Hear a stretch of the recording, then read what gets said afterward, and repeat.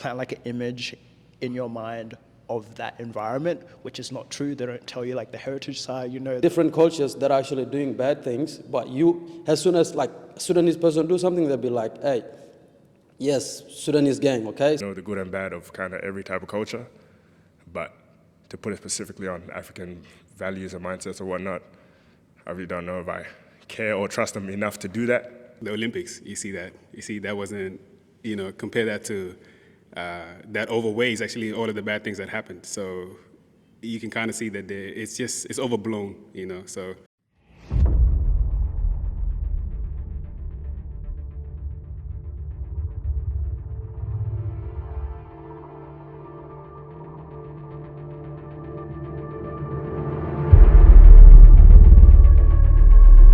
Melbourne is more inclusive than other Australian cities.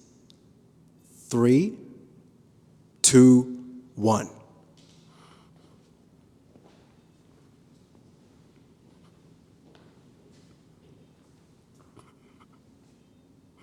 think I want to agree with this one. I grew up in Canberra, so if you guys know what that's like, it's not really as diverse as here. So when you come here, you see it's a really big difference. I think Melbourne's like, it's kind of like a melting pot of a lot of different type of cultures. Obviously, I'm not fully over the line because, as with any place, I think there's still room to improve anywhere you go. So yeah, that's where I'm at on that one. And to add on to what he just said, I would say Melbourne, if you compare it to other cities in Australia, is more inclusive, but also in Melbourne, it depends on where in Melbourne, because like most suburbs would be more inclusive.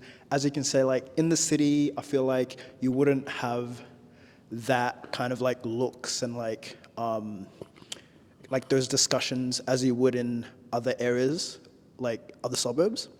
So yeah, that's why I'm on this side, and that's why I kind of changed, because I agree with his point. I went to Brisbane and it's so much different, and I was like shocked as well on that. So yeah. For me, like it's not a big difference. It's just right here, because there's I have gone to different other states and it's pretty like similar according to like inclusivity. Like it's pretty similar because I'm outside a lot, and when I'm outside, like I talk to a lot of different people, and some days people are really good and they welcome you anytime, but some days they can be as bad as they get. So it's hard to really like fully agree or disagree. So I would say Melbourne is pretty inclusive, like based off a day or a week. Yeah, I'm just like kind of like in the middle. I've been in Melbourne for over 20 years, and I did travel the world, but as yeah. So I've been living in Melbourne for 20 years, and I traveled the world. But every time I come to Melbourne, it's changing and is evolving in terms of like the infrastructure and also how the community is spreading. As the city is getting wider, I think people started to kind of like disconnect from other people, and that's when they started to get exclusive, not inclusive. So yeah, that's why I'm just like kind of like in the middle, because we don't know what next year is gonna bring. The media unfairly stereotypes Sudanese and South Sudanese Australians. 3, back to the middle. 3, 2, 1.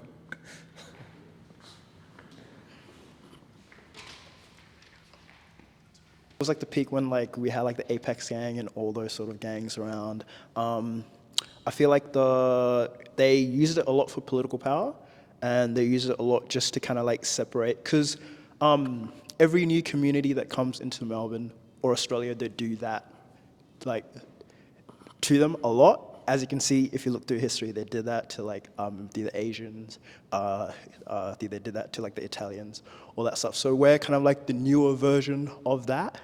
But yeah, you can't see it like a lot now, because I feel like a lot of people are waking up to that and doesn't have the power that it has back then, and that's why you don't see it a lot lately now. Yeah. I agree with what you're saying. I think it's definitely every new sort of mass migration into Australia, there's like a fear in Australian culture. And I would recommend watching Reclaim Voices, a documentary recently made by Sabir, and it discusses media representation of African youth and African gangs and like the detriment that has on like the youth in the community. And I think definitely yes, I think that's a huge, we've all seen it, you've seen the headlines, and it's just for a specific group of people and a specific group of youth. All right, so I agree with it 100%, and the reason I'm not all the way on the other side is because I believe in every community there are like bad and good. So as Sudanese in Melbourne, like we are very like a little percentage, right? So, and of course we have people that would do such things, you know, that can make the media in a bad way. But we also have a lot of people that are actually making the media in a good way. But we end up seeing like most of the people that are doing the bad thing, like often compared to actually people that are doing good things. So I would say it's unfair because, you know, there's a lot of people like different cultures that are actually doing bad things. But you, as soon as like a Sudanese person do something, they'll be like, hey, yes, Sudanese gang, okay? Sudanese gang is doing this. At the end of the day, I feel like everyone have their own day that they decide to do something bad. So it doesn't really mean it's one community. Yeah, so definitely agree. And I've got like 2 points.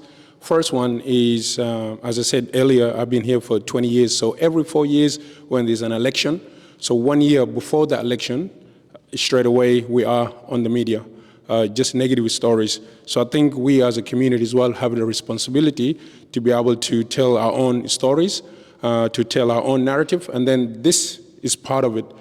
Just for us to be here today and try to talk about certain topics, I think this is good. That's why I'm just like kind of like in a middle. So yeah.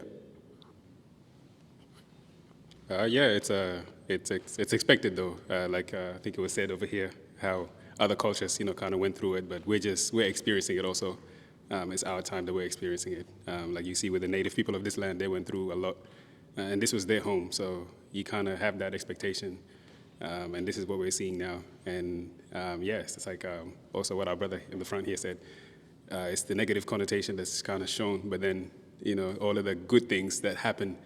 Like the SSD, the Olympics, you see that wasn't, compare that to, that overweighs actually all of the bad things that happened. So you can kind of see that it's overblown, so for no reason at all, yeah.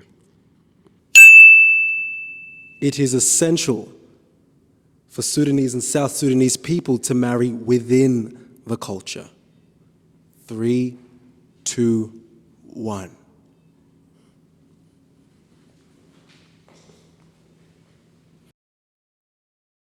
I think I want to speak on a personal one. I think for me, it's important, but I don't think it's the end or be all. Like, our parents want one thing. I think that's the idea of what they want for us or whatever, but I think it's okay to accept that we've grown up here and we're around different types of people, different types of environments. So I think like who you like, but personally for me, I'm gonna keep it inside because I think that's what's essential for me. But I don't think it's necessarily the end of the world, really. We're a new generation, but do what you want to do. On your point, I just want to say, for me, it's essential, but I stand here because everyone should have obviously a choice to choose whatever they want to do. I don't think you should feel pressure from your family or parents to marry a certain group or ethnicity, because like you said, we grew up in a different country, a whole different world than they did. So I think it's just, everyone should have choice. Yeah. I think we all, like, as an individual, you should, like, you get what you want, like, you want what you want. So it doesn't, you have what, like, you have your own feelings, so your culture shouldn't matter. I'll do my job to pass it down. However, the person that I am with wouldn't matter. I agree that it's essential because, in a big part actually, because marriage is a big part of life, and it's a next stage of life actually, one of many stages.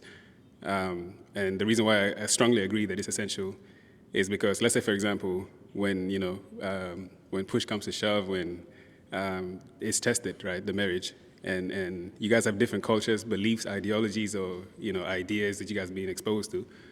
and exposed to different things. Like for example, like the Western culture and our culture is two different things because, like for example, the Western culture has many divorces, or for example, and I'm not saying that there isn't in other cultures, but that's kind of it's hanging in there. But in other cultures, in our cultures, it's very rare. For example, if there's a disagreement between a husband and a wife, there's mediation around that. There is counseling. There is elders. There's many steps before to try and work out that problem. For example, if you're quarreling with your wife, one of the things that I know is that the wife gets taken back home and the husband is left at the house with the children, and to see how life is. How is he going to provide as a man of the house and cook for them also, the lady side of things, so he kind of get that perspective. So it's essential in that area because, because if you don't know that, then that's going to be the other alternative is, I got a really good point on that as well. It's kind of like, it's more on like mindset and kind of be aware, and because like for example, if I were to marry a person of a different culture, it doesn't matter who it is, if we were to have children, it would kind of, with like mindsets nowadays and kind of like, we are progressive, but people need to understand that we as a generation right now, we are the progressive ones.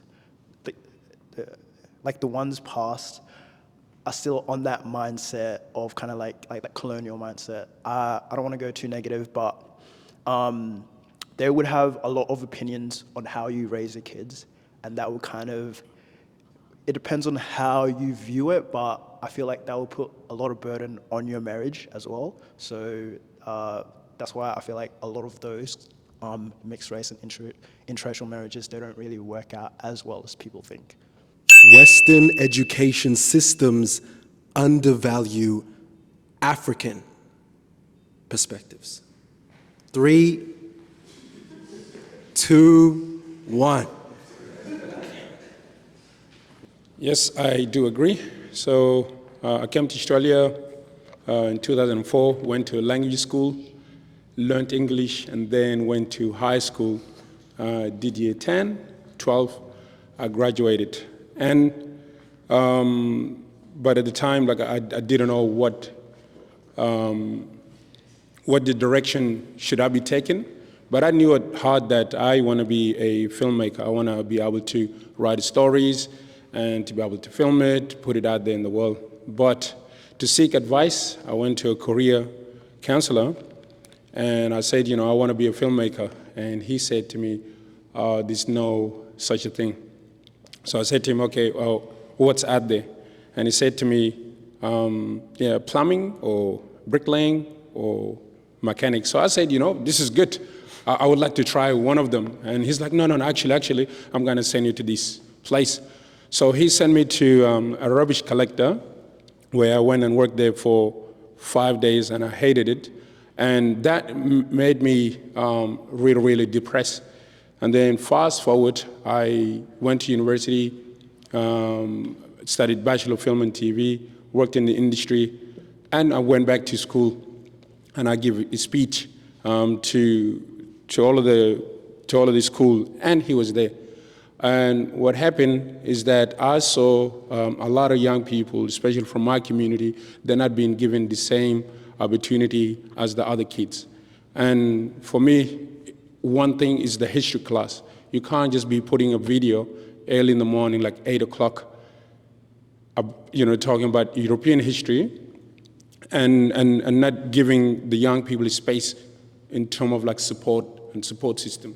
So these kids, they come out knowing that their parents migrated to Australia due to war, and then now they're watching European killing in Europe without any context. So these kids just come out. They're like, oh, okay, what should we be doing? So to me, I do agree. The Australian education undervalue the South Sudanese or Sudanese minds. I strongly agree on that point because I went throughout school here in Australia, and I wasn't born here, so I have a lot of heritage over there. Like my parents like taught me the history and a lot of that stuff. Over here, we are shown more of like the war side of Africa. So I feel like they're trying to like plant like an image in your mind of that environment, which is not true. They don't tell you like the heritage side, you know, the cultural, like all those sorts of stuff. And again, we have to think on the point that history is taught by the dominant side and not the side that the history is supposed to be taught, you know? So a lot of stuff is sugar-coated, a lot of stuff is not said. For example, there was a huge famine in Ireland, and as it's taught here, it's taught that it was just like a mass famine and like a lot of people died, but a lot of people don't know it was an artificially made famine by the UK, so that's not taught a lot. So that's one thing a lot of people don't know. Yeah, I got not a lot to say, but it's just a little bit. I'm kind of a little bit on this side, not like fully, but like I do understand that, you know, when we come here, we must think like, oh, like we know a lot. But back in our countries, because I studied there until like I'm like in year 9, back in my country. So when I came here, it's different. Like it's actually like education-wise, it's way better here. But like in terms of like, we learn a lot of big things there. Because when I came here and I started in year 9 here, like they're trying to push me to EL, right? So like that's English something I don't understand at the moment. But when I was there, you know, like before they even understand what I am about, they push me where the EL is. But then when they actually get to actually understand that I'm not in that level, they actually put me back to where I actually was. We mean like it's understandable, okay? Because education is not the greatest like in our countries because of the supports and all that. But we learn a lot. But in the beginning, they won't understand that. But when you get to show them, like 100%, you will be where you are. And yeah, of course, it's not the same. I don't know if I want to put it on the Western world to really, how can I put it? I don't know, for me, it just feels like entitlement. Like, I really don't care to really put it on them like that. I know for my own children, I'll raise them in a way where their perspectives and just the way that we think culturally, like, they understand how important it is, and they'll know that it's valued, you know, within the home and wherever I send them to. But to put it on the education system in a country that we came to from somewhere else, I don't know, I really don't care. I think schools should provide like a broad worldview to kids and make sure like they know the good and bad of kind of every type of culture. But to put it specifically on African values and mindsets or whatnot, I really don't know if I care or trust them enough to do that in a proper way.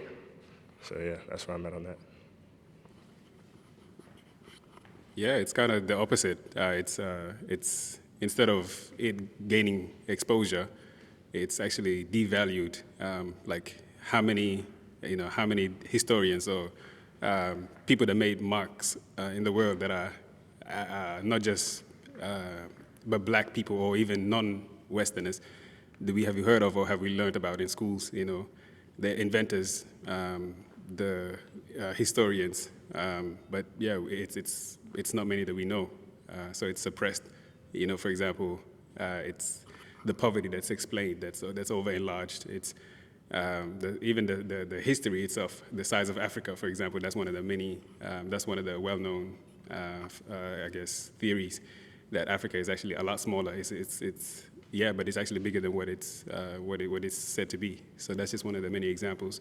A few other ones also. Yeah. Sudanese Australian women face unique challenges balancing cultural expectations and personal ambitions. 3, 2, 1.